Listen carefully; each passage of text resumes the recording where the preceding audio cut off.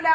Je voulais vous parler aujourd'hui des lectures que j'ai faites la semaine dernière. Il s'agit de 11 livres que j'ai lus.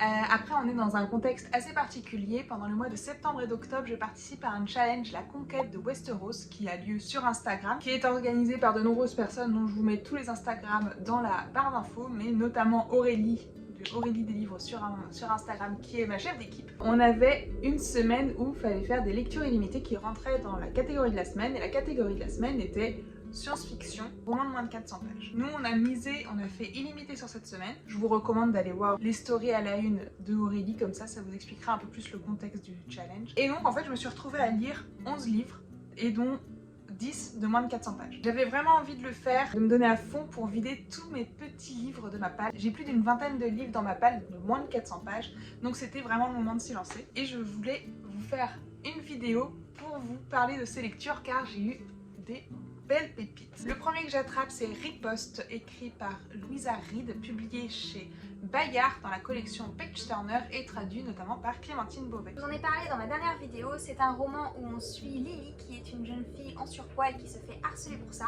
Elle va réussir à s'en sortir et elle va réussir à se battre en se mettant à la boxe, ce qui va lui redonner confiance en elle. C'est un roman particulier parce que c'est un roman écrit en vers livre. C'était le premier que je lisais d'ailleurs en vers livre et j'ai tout simplement adoré. En fait, je m'attendais pas à être autant sensible à l'écriture en vers, parce que l'impression que ça me donne, c'est que c'est assez décousu, alors que pas du tout. C'était vraiment super sympa et c'est un roman hyper intéressant et hyper captivant que je vous recommande chaudement. Pour moi, ça a été un 5 sur 5 et je l'ai dévoré en quelques heures. J'ai ensuite lu La Légende des 4, qui est ici sur son format papier, mais moi je l'ai écouté sur le format audio parce qu'il était offert dans l'abonnement, enfin il était dans l'abonnement Audible en illimité. J'ai été surprise par ce roman, donc ici on suit 4 clans, donc le clan des loups, des tigres, des serpents et des aigles. On suit un peu leur aventure parce qu'ils sont du coup un peu opposés, il y a pas mal de tensions autour des différents clans et on suit un peu ça. Donc j'ai été pas mal surprise, je l'ai écouté en livre audio, le livre audio est vraiment super, ça se lit hyper bien. J'ai été pas mal surprise parce qu'en fait je m'attendais pas à ce qu'on suive des ados au collège, vraiment je m'attendais pas à ça. Il y a du coup beaucoup de personnages et en livre audio du coup je me perdais un petit peu. J'ai été hyper surprise en fait du roman et du fait que j'ai adoré. J'avais envie de lire la suite mais elle est pas dans ma palle et je me suis fait la promesse de ne pas lire des livres hors de ma palle durant ce challenge. Donc je n'ai pas lu mais j'ai très envie de lire la suite. Là ici je l'ai sous l'édition France Loisirs mais du coup je pense les racheter pour les avoir tous sous la même édition de Flammarion Jeunesse si je me trompe pas. Donc voilà, franchement super surprise, n'hésitez pas, je l'ai déjà dit plein de fois, surprise.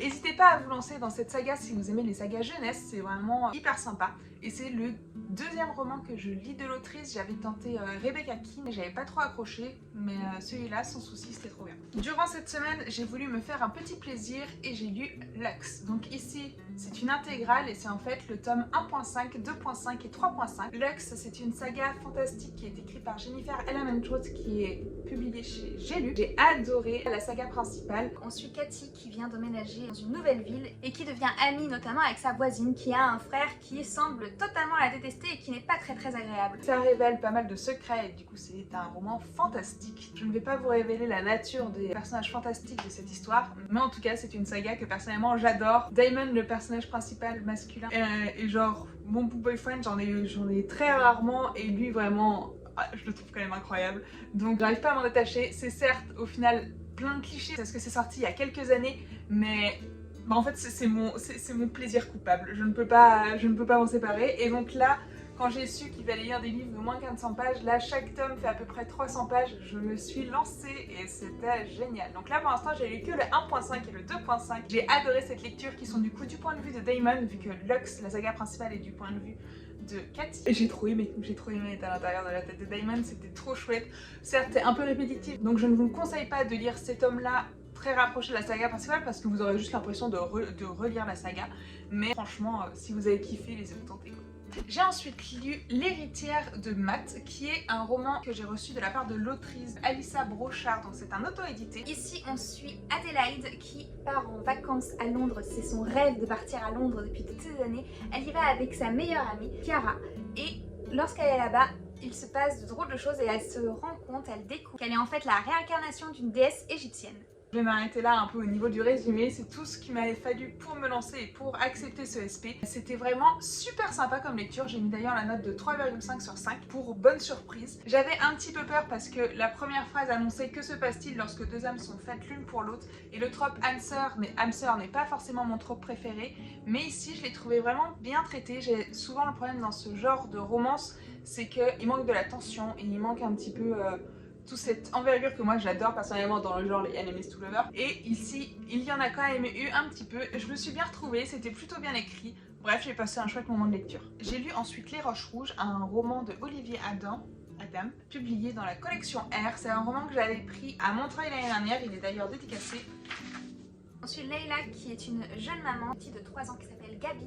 Elle vit en couple avec Alex, qui est hélas pas l'amant idéal. On est dans de la violence conjugale ici. Et elle trouve refuge dans les bras d'un jeune garçon qui a 18 ans, alors qu'elle n'en a que 21 et qui s'appelle Antoine.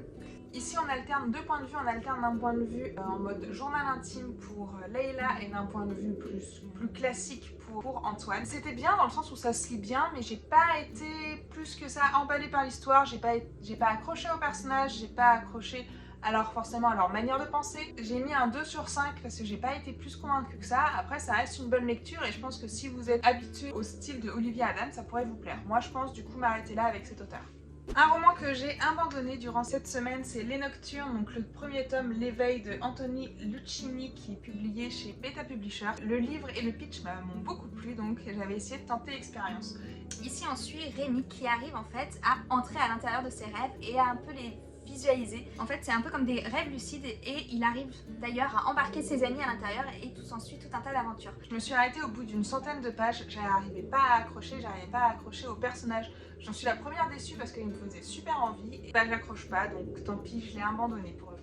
J'ai lu également L'Arpenteuse de rêve que j'ai également acheté à Montreuil l'année dernière, qui est écrit par Estelle Faye. Il est aussi dédicacé et il est publié chez Rajo. J'avais beaucoup craqué pour ce roman, notamment par sa couverture que je trouve trop jolie et aussi par son pitch. Parce que ici on suit Miri qui a le pouvoir de s'immiscer à l'intérieur des rêves, mais ce problème c'est que ce pouvoir lui a aussi coûté la mort de sa sœur, si recluse dans les bas de la ville, et essaye de survivre quand même un peu avec les gens qui y sont également.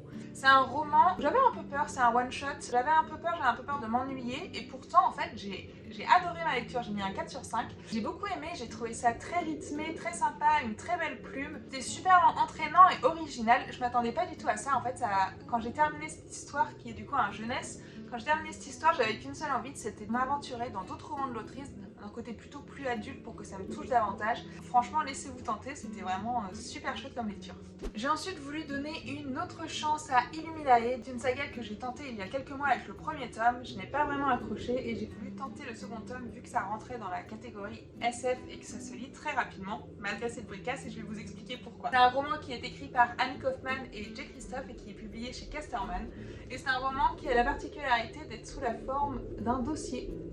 C'est-à-dire qu'à l'intérieur, on ne trouve pas de récits normaux, on trouve des feuilles, des échanges, on trouve des screens de chat, des pages de dossiers, des descriptions de caméras de surveillance.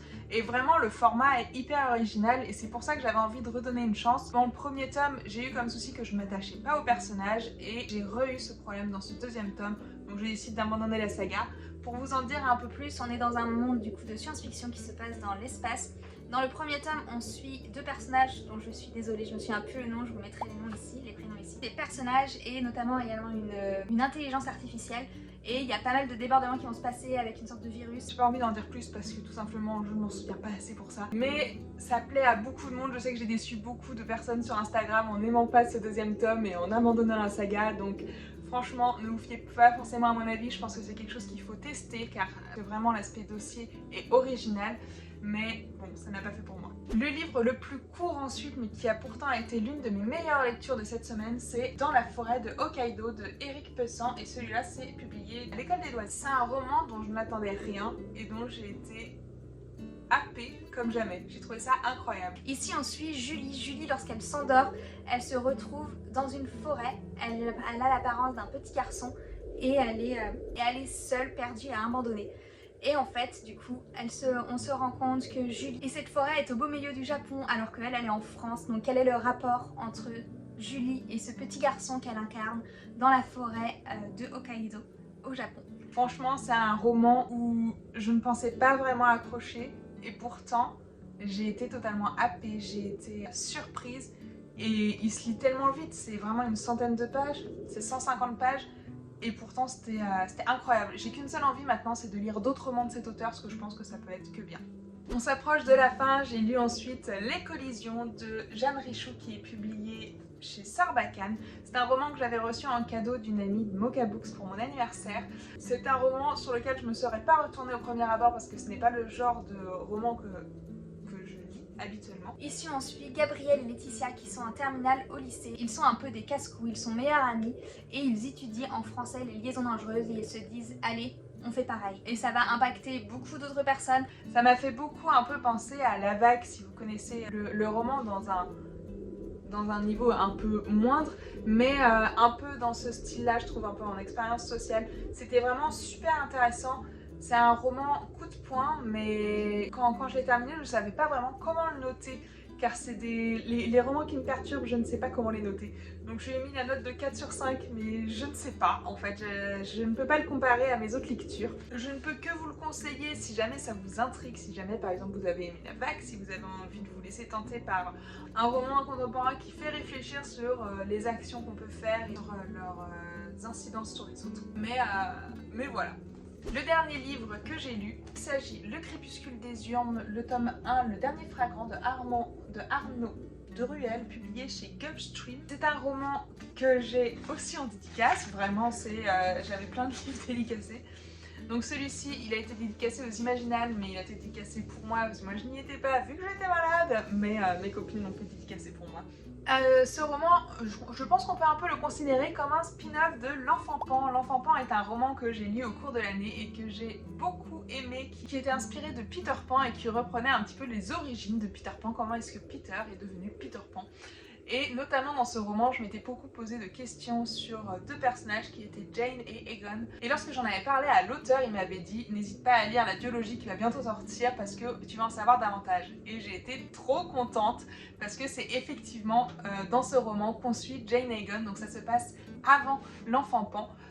Ça peut se lire indépendamment, mais on retrouve du coup des petites références qui moi du coup m'ont fait trop plaisir. On suit principalement quand même Jane qui s'est retrouvée orpheline lorsqu'elle était enfant. Elle a perdu ses parents et son frère. Ils ont disparu et son frère a été enlevé par une créature mystique, mais personne ne la croit. Ça fait qu'elle est orpheline et tout le monde a accusé les tziganes qui étaient proches de leur village. Se retrouvent des années plus tard, 10 ans plus tard. Jane habite toujours là-bas, de nouvelles tziganes sont arrivées et de nouveaux éléments apparaissent. Elle apprend notamment que son frère serait en vie et elle va tout faire pour essayer de le retrouver. C'est un roman vraiment que j'ai beaucoup aimé, notamment parce que ça m'a rappelé L'Enfant Pan et les petits clins d'œil m'ont fait excessivement plaisir à l'intérieur. Surtout c'est un premier tome, on en apprend beaucoup plus sur les personnages. Je ne sais pas si je peux me permettre de me dire que la culture tzigane était bien exploitée. Après dans les remerciements il précise qu'il a fait pas mal de recherches à ce niveau-là, donc j'ai envie de lui faire confiance. J'ai appris pas mal de choses et ça m'a beaucoup plu. C'est vraiment L'Enfant Pan et Le Crépuscule des Urnes, c'est vraiment des romans que je trouve très poétiques. C'est des jeunesses mais je trouve ça très poétique et en fait j'aime bien plonger dans cet univers qui me rend comme une enfant. C'est vraiment une très chouette lecture. Je termine du coup cette semaine de lecture avec beaucoup de livres en moins dans ma palle et ça j'en suis super contente, et surtout avec de superbes lectures. Donc mes 3 meilleurs qui sont pour moi Dans la forêt de Hokkaido, Riposte et Lux 1.5, vraiment Diamond. Donc je suis vraiment super contente. Ce challenge m'a permis de vider à mort ma palle et j'en suis trop fière. Je veux la vider un maximum avant l'arrivée de Montreuil qui me fait encore trop peur vu que l'année dernière j'avais craqué là-bas totalement. Donc voilà, j'espère que ce format de vidéo vous a plu. Je vais pas forcément faire des updates lecture de tous les mois parce que notamment sur septembre et octobre j'ai lu beaucoup de livres et donc là je me suis dit vu que c'était une semaine assez spéciale, c'était l'occasion de faire un petit update lecture. Merci en tout cas d'avoir regardé la vidéo jusque là. Je vous souhaite de très belles lectures et puis à très vite. Salut!